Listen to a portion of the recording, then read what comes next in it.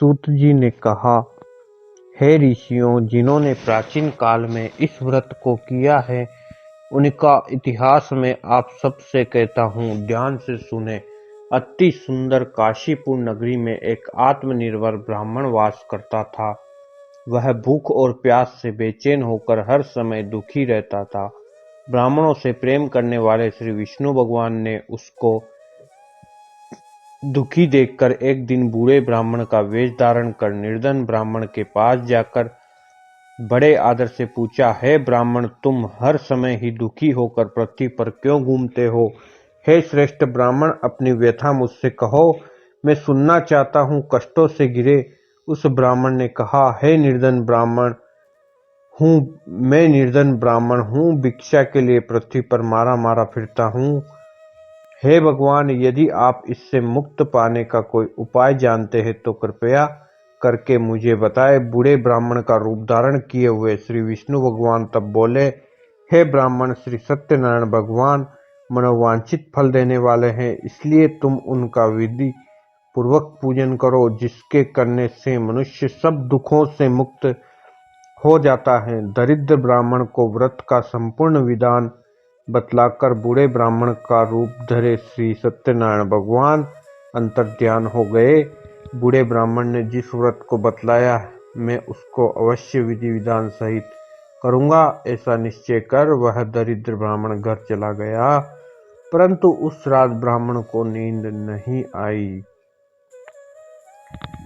अगले दिन वह जल्दी उठा और श्री सत्यनारायण भगवान का व्रत करने का निश्चय कर भिक्षा मांगने के लिए चल दिया। उस दिन उसको भिक्षा में अधिक धन मिला, जिससे उसने पूजा का सब सामान खरीदा और घर आकर अपने बंधु बांधवों के साथ विधि पूर्वक भगवान श्री सत्यनारायण का व्रत किया। इसके करने से वह गरीब ब्राह्मण सब कष्टों से छूटकर अति धनवान हो गया। उस समय से वह ब्राह्मण हर मास व्रत करने लगा। सत्यनारायण भगवान के व्रत को जो शास्त्र विधि के अनुसार श्रद्धा पूर्वक करेगा, वह सब कष्टों से छूटकर मोक्ष को प्राप्त करेगा। जो भी मनुष्य श्री सत्यनारायण भगवान का व्रत करेगा, वह सब कष्टों से छूट जाएगा। इस तरह नारद जी से सत्यनारायण भगवान का कहा हुआ यह व्रत मैंने तुमसे कहा। हे श्रेष्ठ ब्राह्मणों, अब आप और क्या सुनना चाहते हैं, मुझसे जरूर कहे। तब ऋषियों ने कहा, हे मुनिवर, संसार में इस विप्र से सुनकर किस किस ने इस व्रत को किया, हम सब सुनना चाहते हैं। मुनियों ने ऐसा सुनकर श्री सूत जी ने कहा, हे मुनिगण, जिस जिस प्राणी ने इस व्रत को किया है, उन सबकी कथा सुनो। एक समय वह धनी ब्राह्मण बंधु बांधवों के साथ शास्त्र विधि के अनुसार अपने घर पर श्री सत्यनारायण भगवान का व्रत कर रहा था। उसी समय एक लकड़ी बेचने वाला बूढ़ा व्यक्ति वहां आया। उसने सिर पर रखा लकड़ियों का गट्ठर बाहर रख दिया और ब्राह्मण के मकान में चला गया। प्यास से बेचैन लकड़हारे ने विप्र को व्रत करते देखा। वह प्यास को भूल गया। उसने विप्र का अभिनंदन किया और पूछा, हे ब्राह्मण, आप यह किसका पूजन कर रहे हैं? इस व्रत को करने से क्या फल मिलता है? कृपा कर मुझे बताए। तब उस ब्राह्मण ने कहा, सब इच्छाओं को पूर्ण करने वाला यह श्री सत्यनारायण भगवान का व्रत है। इनकी ही कृपा से मेरे यहाँ धन एवं ऐश्वर्य का आगमन हुआ है। ब्राह्मण से इस व्रत के बारे में जानकर वह लकड़हारा अत्यंत प्रसन्न हुआ।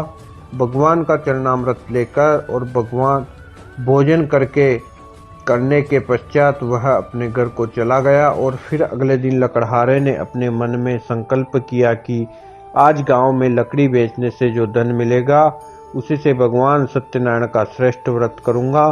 मन में ऐसा विचार कर वह लकड़हारा लकड़ियों का गट्ठर अपने सिर पर रखकर जिस नगर में धनवान लोग रहते थे, ऐसे सुंदर नगर में गया। उस दिन उसे उन लकड़ियों का दाम पहले दिनों से 4 गुना मिला। तब वह बूढ़ा लकड़हारा बहुत प्रसन्न होकर पके केले, शक्कर, शहद, घी, दूध, दही और गेहूं का चूर्ण इत्यादि श्री सत्यनारायण भगवान के व्रत की सभी सामग्री लेकर अपने घर आया। फिर उसने अपने बंधु बांधवों को बुलाकर विधि विधान के साथ भगवान का पूजन एवं व्रत किया। उस व्रत के प्रभाव से वह बूढ़ा लकड़हारा धन धान्य से युक्त हुआ और संसार के समस्त सुख भोग कर बैकुंठ को चला गया। इति श्री सत्यनारायण व्रत कथा द्वितीय अध्याय संपूर्णम। बोलिए श्री सत्यनारायण भगवान की जय।